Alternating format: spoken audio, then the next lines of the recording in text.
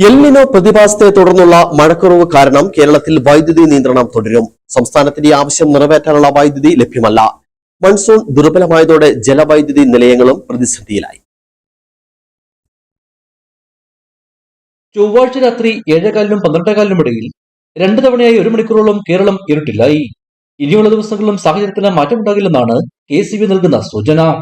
ചൊവ്വാഴ്ച രാത്രി 7:15 484 മെഗാവാട്ടിന്റെ ആവശ്യകത രേഖപ്പെടുത്തിയതിന് പിന്നാലെയാണ് പലയിടത്തായി ലോഡ് കുറയ്ക്കുന്നതിന്റെ ഭാഗമായി ഫീഡറുകൾ ഓഫ് ചെയ്തത്.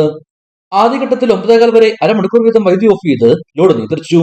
രണ്ടാം ഘട്ടത്തിലാണ് 12:15 വരെയുള്ള സമയത്ത് അരമണിക്കൂർ വീതം വീണ്ടും ലോഡ് ഷെഡിംഗ് ഏർപ്പെടുത്തിയത്.